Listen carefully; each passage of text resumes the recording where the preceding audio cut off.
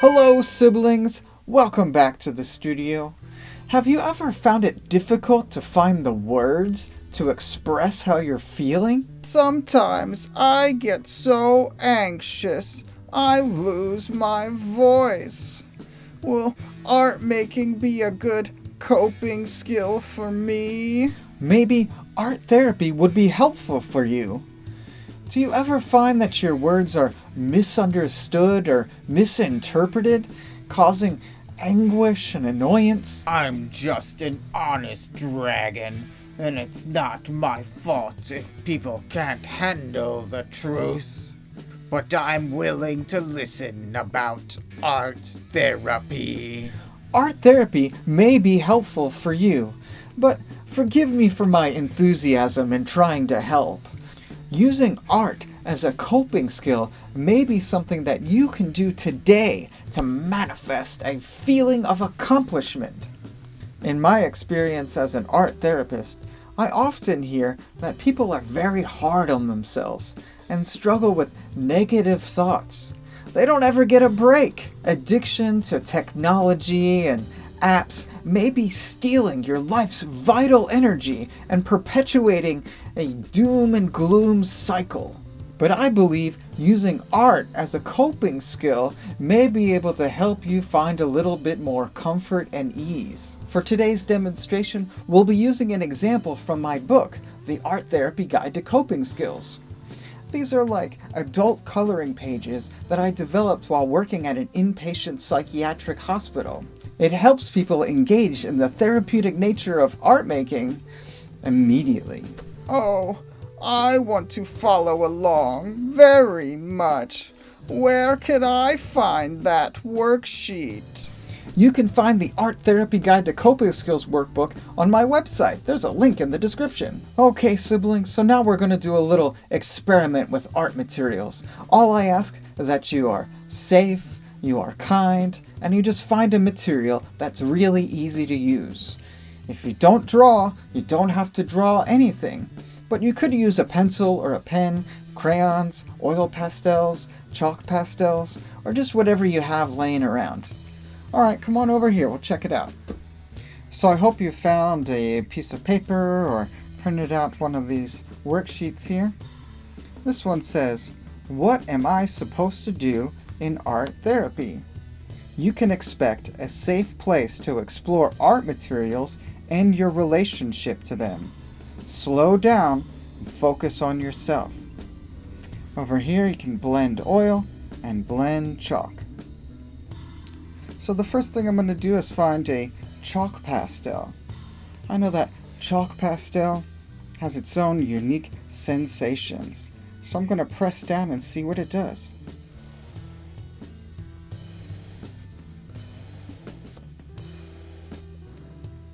Chalk pastel is very soft. You can press down pretty hard and it makes a lot of dust. You can press it on the paper and blend it like that. It gets all over your sort of fingertips. I'm going to choose another color and blend down into that, pressing lightly at first.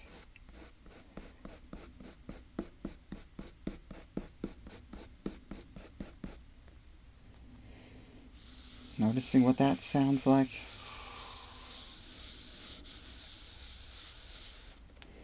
And there we go. I've started to make a little bit of a mess. And my suggestion is to just take a nice deep breath. You're really doing a wonderful job. There's no wrong way to do it. We're going to try out some oil pastels and see what they're like to blend. Wow. That has their own sensation and their own sound. I can press down lightly. Ooh. I can press down a little bit hard. I'll try another color. And just breathe. Just to notice the sensation of the pastel.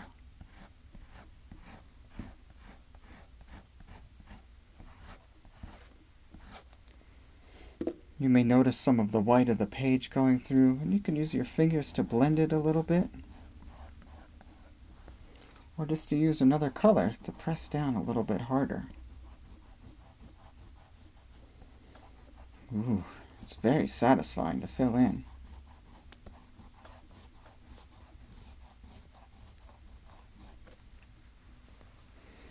Remember to loosen up, relax your shoulders a little bit. Expressing yourself with art materials comes from movement and noticing the sensations of the pastels and how the art material becomes a part of your body for a little bit. It's really quite amazing. So now I'm gonna switch over to some color pencils. Color pencils are very precise. You can get very detailed and you can stay inside the lines as much as you're willing. The oil pastels and the chalk pastels blend and make this big old mess. Sometimes that's fun. And sometimes you just want to use precision with color pencils. Notice the sounds that they make.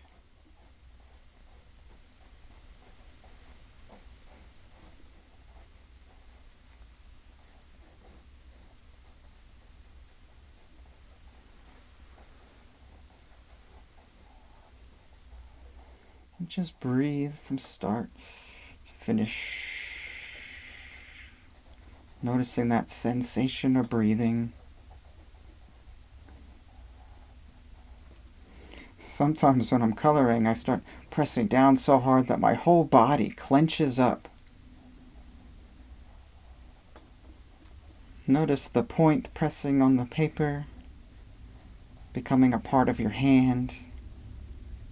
Noticing your shoulder. Noticing your hips holding you up. And noticing gravity holding you down in your feet.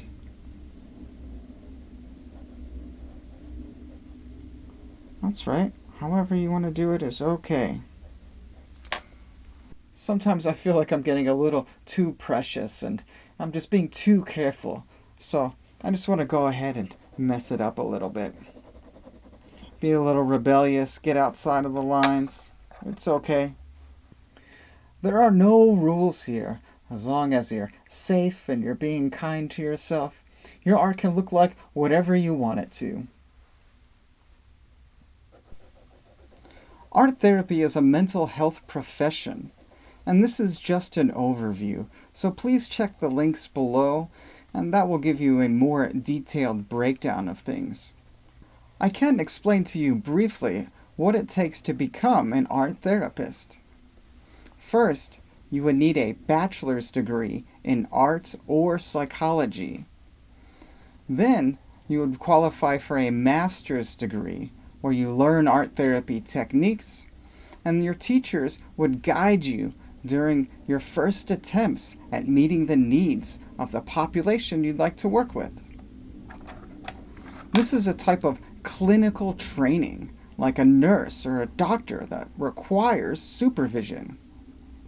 After you graduate with your master's in art therapy, the supervision continues from a licensed art therapist. After you've been practicing with a provisional license and gained your 1,000 hours working with clients, you can apply for a full license to be an art therapist registered. Then you could practice art therapy without any extra supervision. But it's always great to stay in touch with your colleagues and continue learning from each other. In my own experience, I got a bachelor's degree in fine arts. I taught middle school for 3 years, and then I went back to get my master's in art therapy. Before I could apply to a master's art therapy program, I had to take some prerequisites in psychology because I only had an art background. Each school may have their own separate ways that you can qualify. So it's good to read the fine print on those details. So, is art therapy just arts and crafts? Anyone could do that. We are teaching how art materials can bring up moods and emotions and can really impact people that have experienced trauma or mental illness or just need a little extra support. An art therapist has the skills and experience in order to utilize art materials to their greatest effect. I feel like I need to make art all day to remain calm. Maybe I can ask an art therapist to see what's underneath all of my anxieties. Okay, siblings, we're getting to the end of our worksheet here, so let's really slow down and breathe. Notice that sensation of breathing. Notice the feeling of the material in your hand. This is a way to use mindfulness to experience freedom by just focusing on the sensation in the present moment. You can choose the colors to represent how you're feeling, because coping skills are a way to distract yourself momentarily, to give yourself a break from all the intense responsibilities that you have.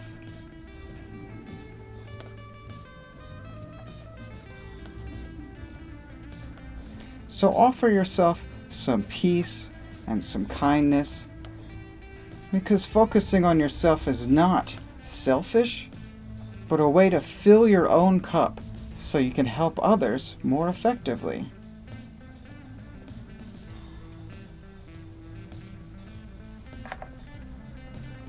Being heard and understood may be the foundation to ease and happiness.